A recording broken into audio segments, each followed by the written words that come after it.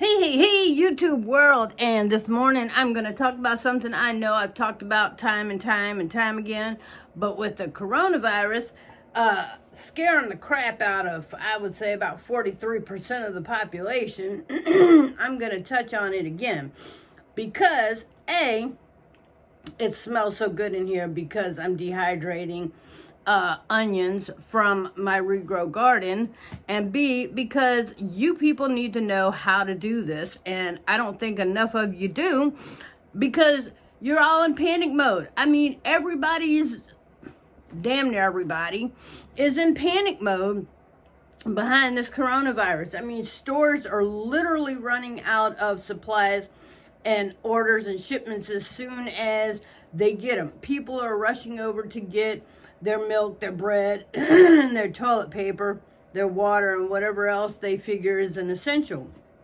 So I want to tell you today that it is also an essential to have your own food supply, because if the quarantine comes down to it, then you don't, and you can't get to the grocery store, then you need a renewable, continuous food source. Has any of y'all seen The Stand?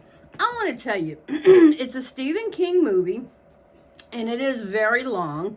It is a 6-hour movie, and let me tell you, it is awesome. It is strategically thought out. It is awesomely done. The actors are great. Stephen King was great. Y'all need to watch this movie, but let me tell you something. It's not a sit down, grab the popcorn, and hang out kind of movie. It's not a 2-hour movie. It's a 6-hour. You heard me right. 6-hour movie from start to finish. So it's kind of like a marathon. So you want to plan this movie when you have no little kids around, because it's not that little kids can't watch it, but you don't want to be distracted, because you don't want to miss a moment of this movie if it's your first time seeing it. Now, older kids who aren't going to be up and down, going to the bathroom every 5 minutes and talking through the movie and stuff like that, it's fine for them to watch. There's no nudity, there's no cursing, it is a family grade movie. But like I said, it is a 6-hour movie. So you're going to want to watch that if you're worried about the coronavirus. And the reason I'm saying that is because it gives the theory of a flu-type virus wiping out the world, except for the few that ended up being immune to it for whatever reason. But I personally don't think that's where we're headed. I think the media, as well as social media, like to hype things up, and they like to scare people. And so, with that being the case, if you're one of those people, and what you should be, and I've said this before, you should be prepared for your climate, your environment. And I'm not saying go out and grab all the milk off the shelf, grab all the bread off the shelf. That's insane. But at the same time, you do want to be medically prepared and food-wise prepared. And so if you can do that in any given situation, because, you know, even without the coronavirus, where I live, we're coming into hurricane season and tornado season. So I just want to be prepared for that. And with that, I want to have, I think we have 4 cases of water in our house. And, like I said, I don't overdo. Because at the same time, you want to be prepared, but you also want to be able to rotate stuff in and out at a pretty safe, yet decent pace. You don't want to overeat and not have anything there, but at the same time you're eating, you want to bring more stuff in. And so with your renewable garden, it's a perfect paste because I just trimmed last night my onions, all my green onions got trimmed, and now they're being dehydrated. And with that, I can make onion soup. With that, I can crunch it on down to a powder, and I can season meats with it. I can season all kinds of things. Season potatoes, season meats, season shrimp, season fish, season whatever. Whatever it is you put onions in, you could put dehydrated onions in as well. And if you grind it down, because I have a Ninja blender, if you grind it on down into a fine powder like you see in the bottles from the store, then, you know, whatever you put parsley flakes in, whatever, you know. And that brings me again to being prepared and being prepped, because if you have these renewable food sources, then if it comes down to it, you have enough to offer other people as a friendly gesture of, here, don't go hungry, or you also have it as a friendly gesture of, hey, I've got onion, what do you have? Let's trade, let's swap, you know. And the more you can dehydrate, the easier you can store it. So there are some things you just can't dehydrate, and you know, that's fine. But anything you can freeze. Now, if you want to run out, if you're one of those people who, oh my gosh, we got to have the milk, we got to have the bread, that's fine. Run out, get your milk. At any given time, I generally, when I buy milk, I buy 4 gallons at a time. And that's just because I have a 16 and 17-year-old son who will slap it down like the cows in the backyard, especially if I make it chocolate. So with that, if you have too much, rather than letting it sit there and go bad and hoping that somebody uses it, you can put milk and bread in your freezer. And especially if you have a deep freezer and you have room for it, then that's what I would suggest doing. And anytime I want to use like a bread product, like a hamburger bun or whatever, I will take it out maybe 30 minutes before I want to use it, and it defrosts just fine. I've never had a problem with it. My bread doesn't come out soggy, because I'm going to tell you what, I'm one of those people, I hate wet bread. Ugh. Wet bread to me is the nastiest thing. I'm not eating it.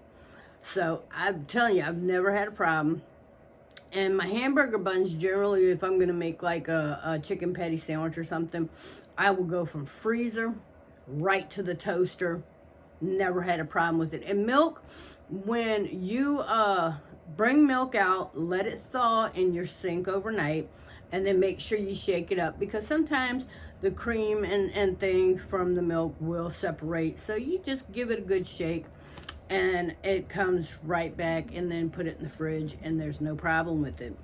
Now, things that you can dehydrate to store are bell peppers, green onions, normal onions, which are your yellow, purple, whatever, tomatoes,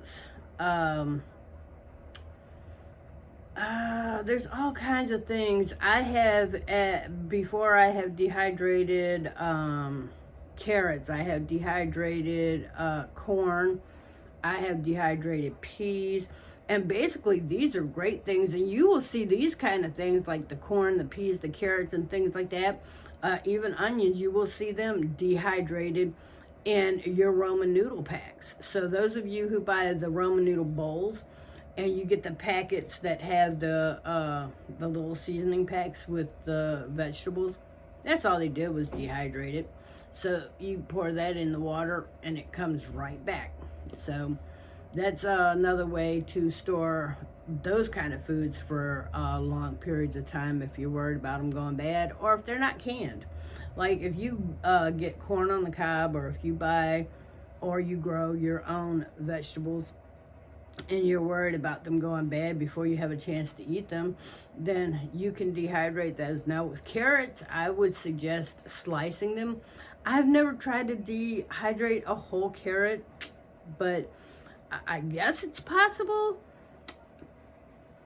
I wouldn't see why not. I would just think it would take a really, really long time to do it. But when I did it, I sliced it into the thinner round slices, and they came out pretty nice. Now, I you can do banana chips and things like that, and potato chips too. Now, personally, I've never done the banana chips or the potato chips, but there are recipes online. So if you Google it or if you YouTube it, people will show you how to make your own potato chips. Of course, you can do beef jerky. Now, I've done things like now fully cooked meats, guys. You want to do the fully cooked meats. Now, I have done things like chicken, beef, pork chop, things like that. I'm not sure about ground beef. I've never tried it, but because it is such a greasy type, fall apart type meat, I don't know if you can dehydrate ground beef or not. You're welcome to try. Comment below. Let me know how that went. But things like that, just, and you want to keep things around too that are already dehydrated, like popcorn kernels. You want to keep rice, beans, red beans, snap beans, whatever kind of beans, black eyed peas, things. And I keep those kind of things in my house in bulk and on the shelf already, just because, like I said, I've got 2 teenagers who constantly want to eat, and so I constantly want to be prepared. But right now I've got like 4 loaves of bread in the freezer, along with hot dog and hamburger buns. I might even have some bagels in there.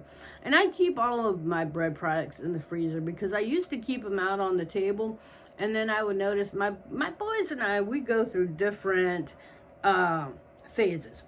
One week we totally want to tear up the bread because we want toast, we want sandwiches, we want, all kinds of things consistent of bread, and we will go through it bam bam bam. And then 2 weeks we won't touch the bread again for a month. And the same thing with eggs. Like, we want runny eggs, we want scrambled eggs, we want cheesy eggs, we want omelets, and then a month will pass and we don't want now egg.